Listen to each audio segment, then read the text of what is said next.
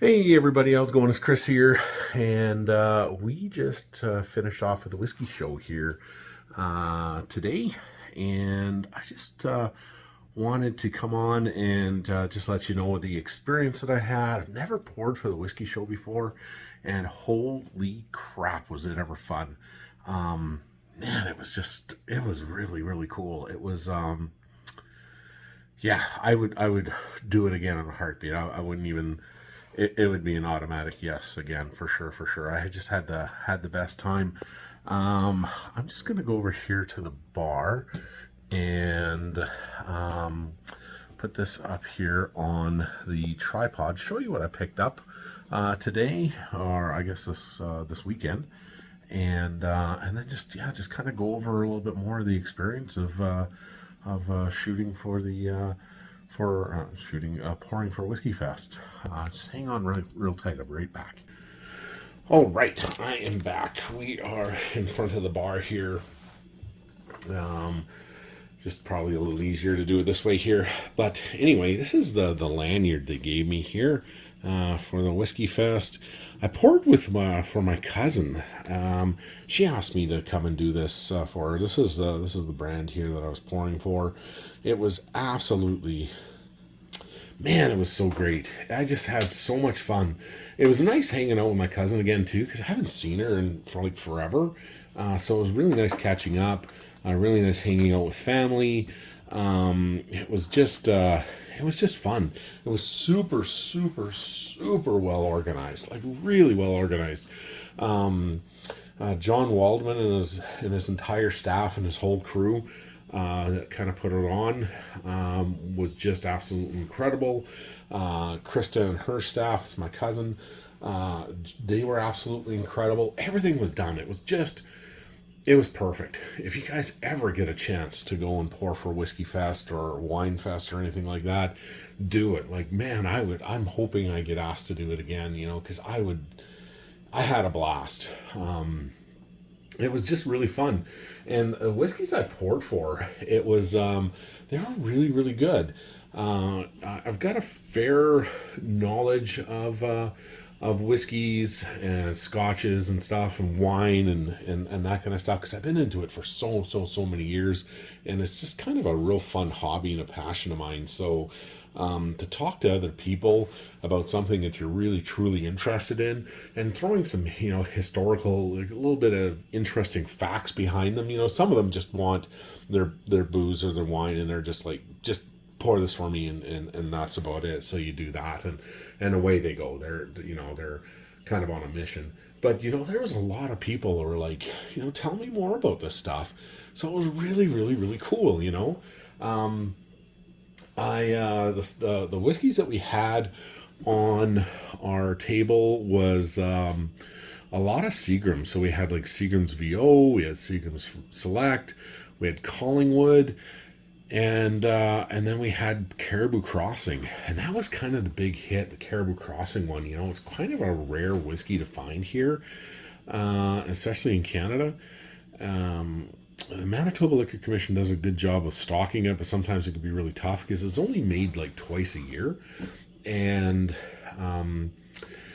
the master distiller Drew Mayville there, he goes through like 200,000 barrels personally to pick out the best of the best of the best barrels, and it is distilled in northern Alberta, and then they ship it down to Kentucky, kind of right where Blanton's is made, and then they bottle it and they ship it back. But it's a 10 to 12-year-old whiskey. It's really, really, really super smooth. It's 40%. You get notes of like creme brulee in it, and like caramel and toasted brown sugar and toasted marshmallows, because you get that really nice charred oak, because it starts with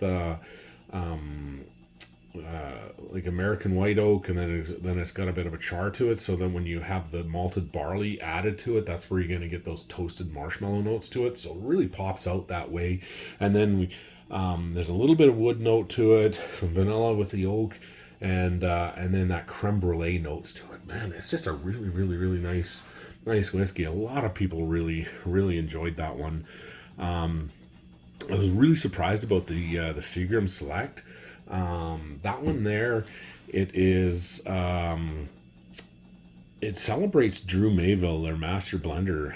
There's 23 years of creating whiskeys for Seagram, so it was really nice. You know, it had some. It's got malted barley, rye, and corn notes to it, but the spice comes right out in the rye, so it was really, really, really good. And then it just really just smooths right out. And that one's 40% as well. And then the Collingwood, that's a really interesting whiskey because it's it starts off in American white oak, and then it goes to this massive, massive, massive, heavily charred oak barrels, and it sits in there for about 3 years, and then they take it out. They put it in these stainless steel vats, and then they put these really cool maple staves in it, like the actual wood itself. It's not like some of these maple whiskeys that you have that's kind of like they put in like flavoring. This is real wood, and it sits in there, and it really kind of brings the flavor out. It's 45% alcohol by volume, so it's nice, and it hits you with that rye spice because it's got the malted barley again, so you get a lot of those toasted marshmallow notes to it, you know, by the campfire.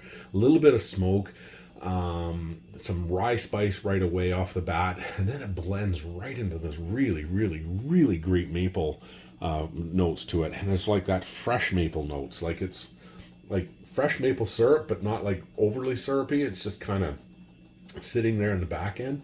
So it was really, really, really good. So I tasted some of the whiskeys that were pouring, so I kind of knew what I was talking about, researched all the history behind them, and it was really interesting. And I know a lot of the people that came to the booth were like, man, I didn't know that. That's really cool.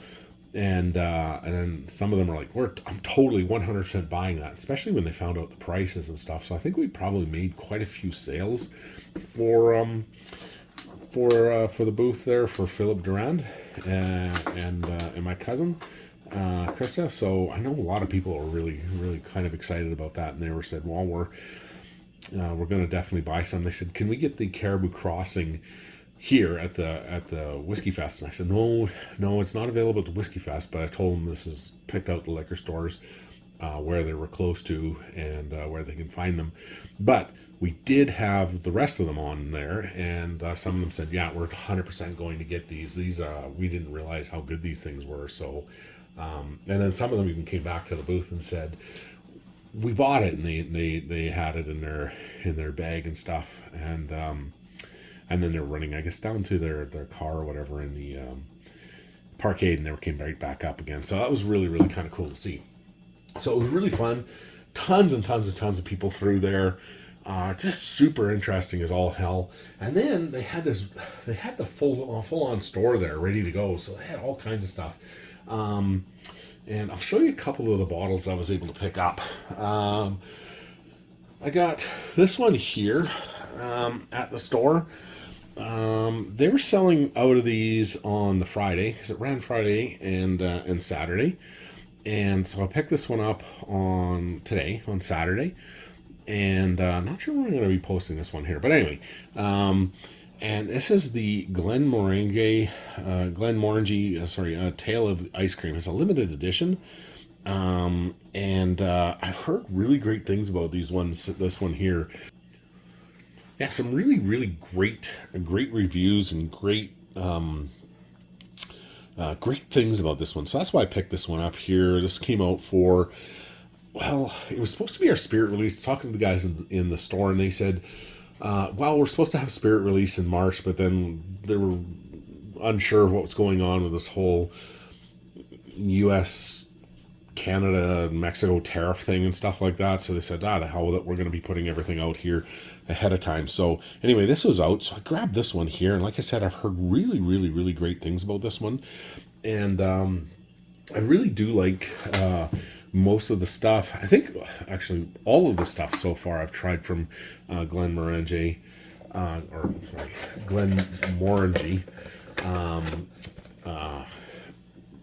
Everything I've ever tried from them has been really, really good. So I didn't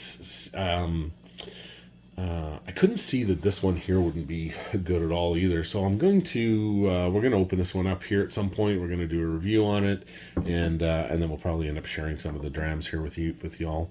So yeah, so I thought, well, I picked this one up, and yeah, but the one that I was really kind of excited for, because it didn't come out for last year's Spirit release in the wintertime in November.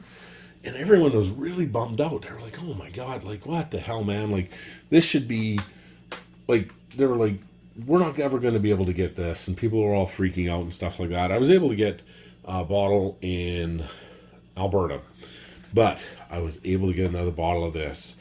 And this is the Lafroig Carchus Cask Favorites 10-year-old PX Sherry cask, and triple wood to this one. So I've heard nothing but great things about this one here. So I was super excited. So excited, in fact, that I bought 2 bottles of this, and now I've got 3.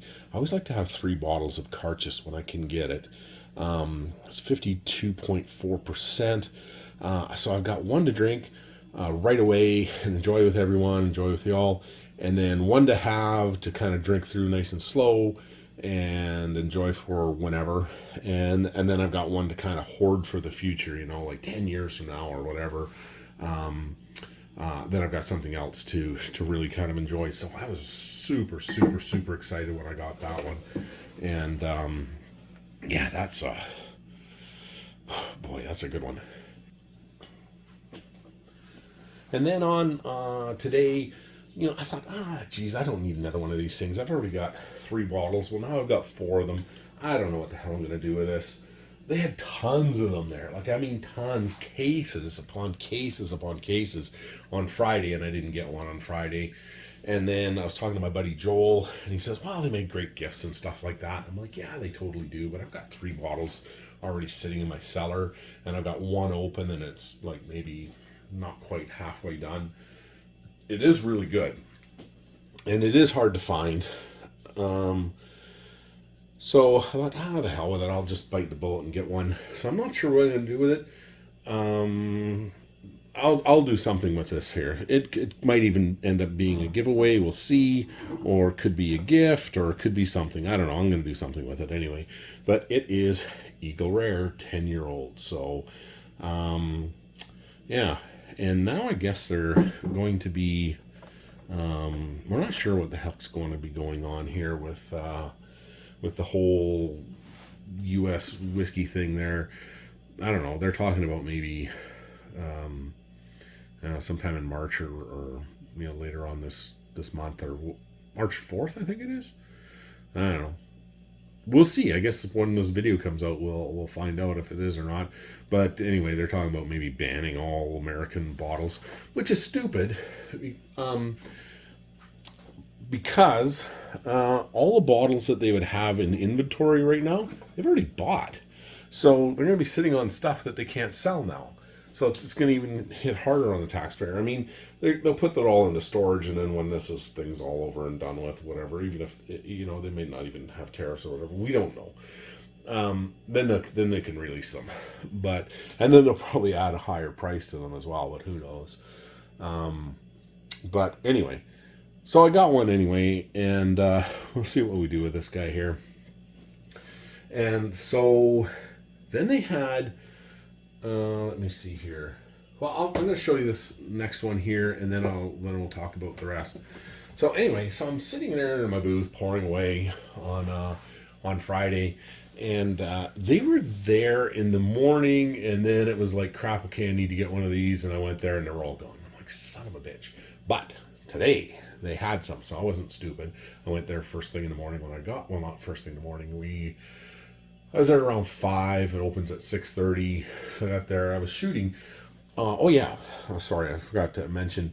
I was shooting at Whiskyfest as well. So John, the guy who puts it on, was asking me to do some photos for them as well. So I was doing that, and then I was pouring. So man, it was just so much fun.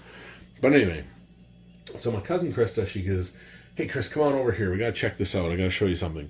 We were down at Blanton's, and we were doing a personal barrel, and which is this right here, and they were all trying them out, and they had 3 barrels, I guess she was saying, that they could try, but this is the barrel that she ended up picking. And then the MLCC agreed and said, yeah, this is a good one. Let's go with this. So this is my cousin's barrel pick that she picked for the MLCC. So it's kind of like the family bottle, which is really cool, you know. So I had to get one because my cousin picked this one out. So kind of means a lot to me, and super excited that I was able to get a bottle. So I grabbed it when I got in. This is the first thing I picked up when I went into the store today, and I believe this one here is an N. Yeah, it's an N. So the only one I need now is an O. I already have an N, but so I need the O to finish off Blanton's, and then I can send them in, and they could put it on a little stave for me there. So anyway, this is really cool, and you can kind of see here it was dumped on, what's that, September 23rd, 2024, barrel H. In Rickhouse number 3, and this is bottle number 93, or sorry, 93 proof. So yeah, really cool. So anyway, it's my dad's birthday today, March 1st. And so I called him up, you know, wish him a happy birthday and everything like that this morning. But then I thought, well, we're all going out there tomorrow to hang out with mom and dad, and a whole bunch of us kids are going to be out there, and grandkids and stuff like that, celebrating my dad's birthday. But anyway, I called Dad up, and I just kind of told him, you know, when I got back home tonight, you know, just kind of how things are going, talking to him again. And but then I told him about this bottle, so he was super excited about that, and he's like, "Oh my gosh, so you were able to get one?" And I said, "Yeah," and he goes, "Oh, that's great." He says, he said, "That's good." He says, "We got a family bottle," and I said, "Yeah, we totally do, Dad." So I have to bring this out here and share it with my dad and my brothers or whatever, you know, whoever's out there. We can all share it together. So if I'm lucky enough to be able to grab another one at some point, maybe I'll do that, and I'll have a spare. I should have bought a couple, but I only had so much room in my bag, my camera bag, and then I had a little box there as well that they gave me, but it was gonna get heavy, so I only got the one. Thinking back now, I should have probably got 2, but that's all right. One is good for now, and we will see about 2 later on. But anyway, so that is the bottle that my cousin Krista was able to pick out. So that's really kind of cool. Just gonna zoom out a little bit here. There we go. So on Friday, I saw this and I thought, oh geez, is one per person. Never had Blanton's Gold before, so I picked up a Blanton's Gold. Yeah, never had that with this one before. Not sure what I'm gonna do with this, whether I'm gonna keep it or get rid of it or whatever. I'm not sure. You know, honestly, I'm not sure how different it is. I mean, it's cast strength compared to the other Blantons, but I'm not sure. We'll see. I think this one here is it's an A. So yeah. Anyway, I've got that. Like I said, I'm not 100% sure what I'm going to be doing with this one here. There's 2 here that I'm not 100% sure what I'm going to be doing with. So there's that one. There's like this Blanton's Gold, and then I picked these 2 up today. One is a Weller 12. I heard really great things about this one here. They said it's very similar in flavors and notes, whatever, to Pappy Van Winkle, but not 100% sure because I've never had it. So don't quote me on that. This is just stuff that I've I've read online. So, but yeah, I've never had that one before. One that we can get here quite regularly. It sells out fairly quickly, and then it comes back again. But we're able to get it kind of on a semi-regular basis. It's the Special Reserve, the Weller Special Reserve. So, yeah. So got that. This is actually really quite good, but I've never had the 12 before, so not 100% sure what I'm going to do with it. If I'm going to keep it or get rid of it or sell it off, or I'm not sure. But the one that I am going to keep, I'm going to try and try it out and see what it's like. And I've never had this one either, but this is the 1792 Sweet Wheat. So I've heard great things about this one. And so I was kind of excited about getting that one here, and so we'll try that one out and see what that one's like. But yeah, like I said, I've never had that one before either. But I'm gonna put this one down here so you can see it.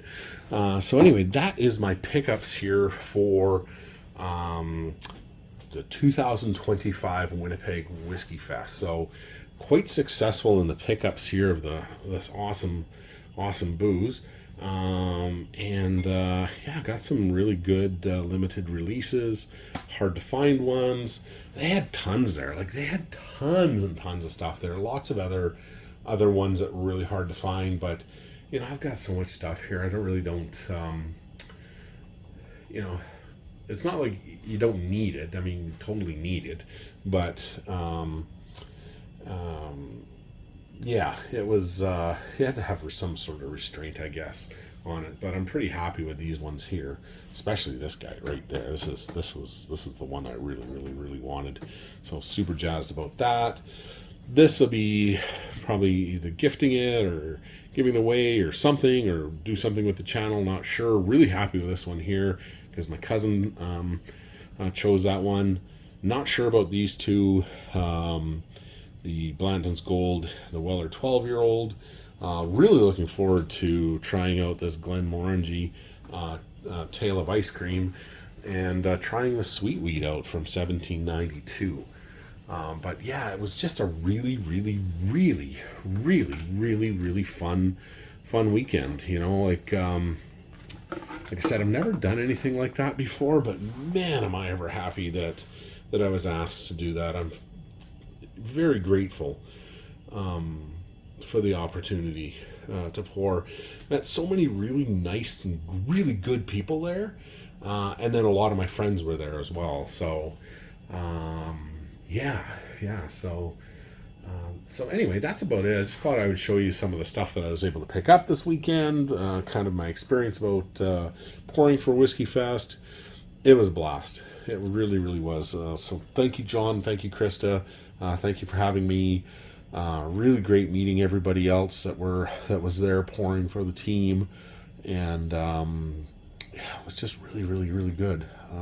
Just really good. But anyway, that's it. Please like and subscribe to the channel. There's going to be a lot more content to come. Let me know what you think of these bottles, if you've had them or if you wanted to try them or whatever. And let me know if what you think of them. Like, did I pick good ones, or did I kind of miss the boat on some of them? And yeah, so there's going to be a lot more. Like I said, there's going to be a lot more content to come. We're going to be doing a bunch of giveaways here in the future. So for a chance to win that and anything else, all you got to do is like and subscribe to my channel, and then go over to my Instagram. It's called Whiskey, Cigars, and Bond. Give me a follow and a like there, and that will increase your chances of some of these giveaways that I'll be doing. So thanks again. Share this with anyone that you may have some value in it. And if you've ever poured for Whiskyfest or gone for Whiskyfest, let me know which ones you've gone to, what you picked up, what you thought of it, or if you were at this weekend's Whiskyfest, what you thought. And if you came by to say hi. I was giving out some of my guitar picks that I had in my pocket, you know, for just for the fun of it. Actually, I mostly gave most of those away to people that were part of this group here that were pouring with us. But I did give away some to other people that came by. But yeah, anyway, thanks for watching. Take care. Have a great day, and we'll talk to you real soon. Bye-bye.